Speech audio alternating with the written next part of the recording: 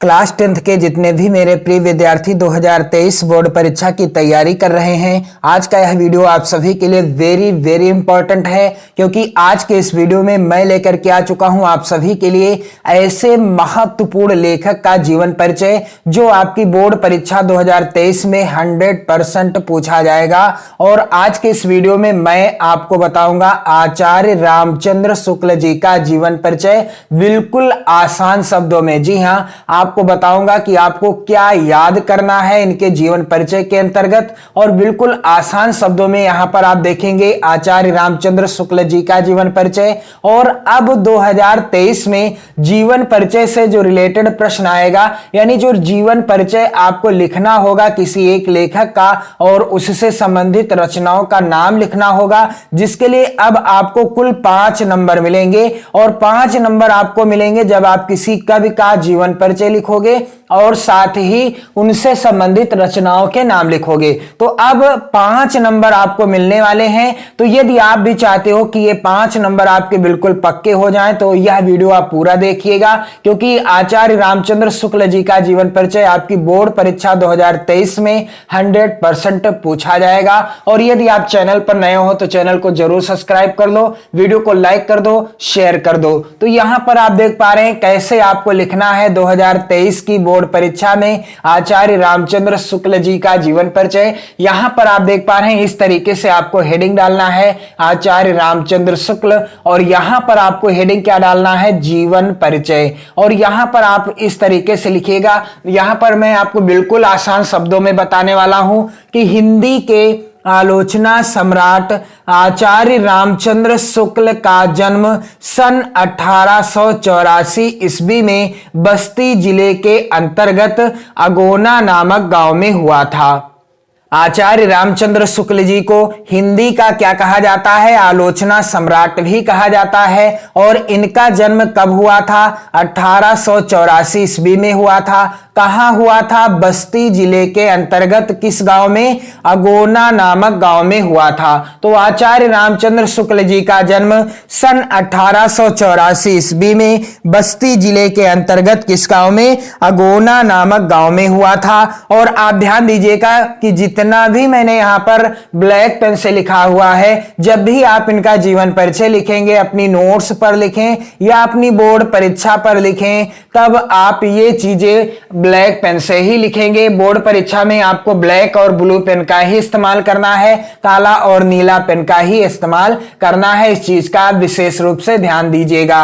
आगे आप क्या लिखेंगे, इनके पिता पंडित चंद्रबली शुक्ल सुपरवाइजर कानूनगो थे। पंडित चंद्रबली शुक्ल नाम था आचार्य रामचंद्र शुक्ल जी के पिताजी का, और ये क्या थे, सुपरवाइजर कानूनगो थे। शुक्ल जी इंटर की परीक्षा उत्तीर्ण कर कानूनगो की परीक्षा में बैठे, किंतु सफल नहीं हुए। आचार्य रामचंद्र शुक्ल जी ने जब इंटर की परीक्षा उत्तीर्ण कर ली, पास कर ली, तब इन्होंने कानूनगो की परीक्षा दी, लेकिन उस परीक्षा में ये असफल हो गए, यानी पास नहीं हुए।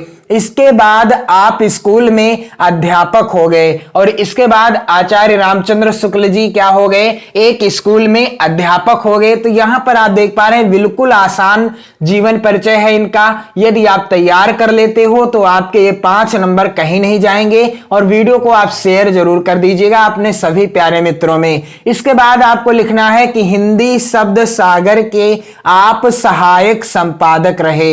हिंदी शब्द सागर के आचार्य रामचंद्र शुक्ल जी सहायक संपादक रहे। यहां पर आप देख पा रहे हैं मैंने मुख्य बिंदुओं को ब्लैक पेन से लिखा है, आपको भी ब्लैक पेन से ही लिखना है। और यहीं रहते हुए आपने अत्यंत खोजपूर्ण हिंदी साहित्य का इतिहास लिखा। यहीं पर रहते हुए ये जो आचार्य रामचंद्र शुक्ल जी थे, इन्होंने क्या किया, अत्यंत खोजपूर्ण हिंदी साहित्य का इतिहास लिखा, और जिस पर इन्हें हिंदुस्तानी अकादमी से 500 रुपए का पारितोषिक भी मिला था। यानी हिंदी साहित्य का इतिहास जब इन्होंने लिखा और इस पर इन्हें हिंदुस्तानी अकादमी से कितने रुपए का, 500 रुपए का पारितोषिक भी मिला था। तो यहां पर आप ध्यान दीजिएगा कि हिंदी साहित्य का इतिहास जो है आचार्य रामचंद्र शुक्ल जी के द्वारा लिखा गया और अन्य कई लेखकों ने भी लिखा है, लेकिन इनका जो लिखा है हिंदी साहित्य का इतिहास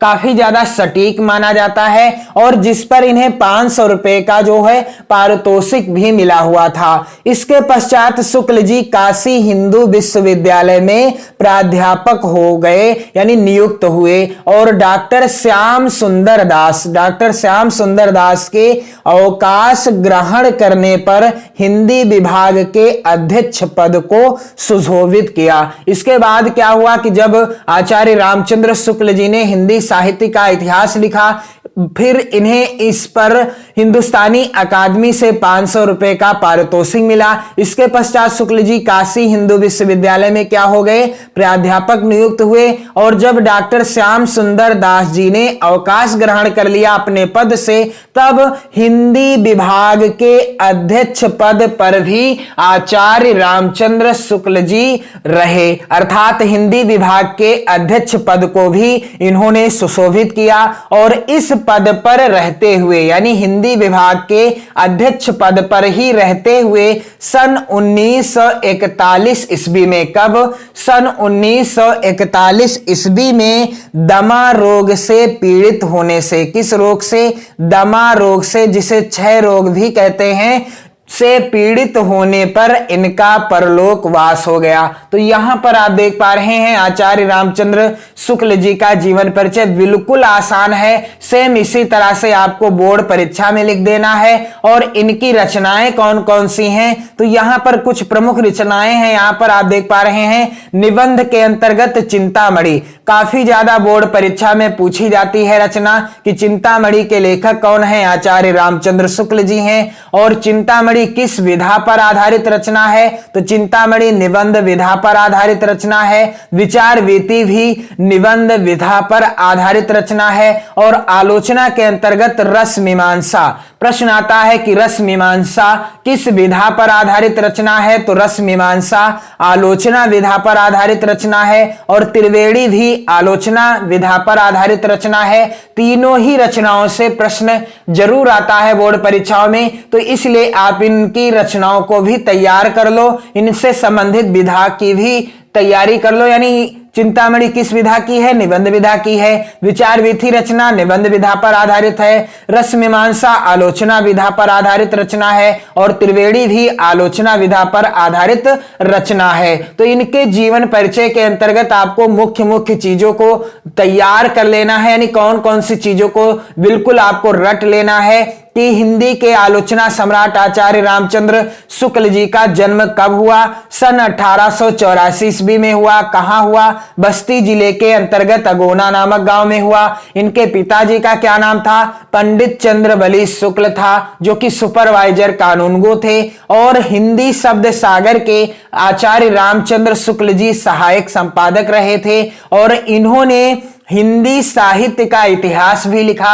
आचार्य रामचंद्र शुक्ल जी ने हिंदी साहित्य का इतिहास भी लिखा था, जिस पर इन्हें हिंदुस्तानी अकादमी से 500 रुपए का पारितोषिक भी मिला था। और शुक्ल जी काशी हिंदू विश्वविद्यालय में प्राध्यापक नियुक्त हुए। और डॉक्टर श्याम सुंदर दास जी ने जब अवकाश ग्रहण कर लिया, तब इन्होंने हिंदी विभाग के अध्यक्ष पद को भी सुशोभित किया था। और सबसे मुख्य बात कि इसी पद पर रहते हुए सन 1941 ईस्वी में आचार्य रामचंद्र शुक्ल जी की मृत्यु हो गई। किस रोग के कारण, क्षय रोग से पीड़ित होने के कारण। और इनकी रचनाएं हैं चिंतामणि, विचार वीथी, आलोचना के अंतर्गत रचनाएं हैं रस मीमांसा और त्रिवेणी। तो इस तरीके से आपको इनका जीवन परिचय लिखना है 2023 की बोर्ड परीक्षा में। और इनसे संबंधित रचनाओं के भी नाम लिखने हैं। आपको ये 5 नंबर बिल्कुल पक्के कर लेने हैं। तो आप सभी इस वीडियो को शेयर कर दें अपने सभी प्यारे मित्रों में। और 2023 बोर्ड परीक्षा की बेहतर तैयारी करने के लिए चैनल को जरूर सब्सक्राइब कर लो,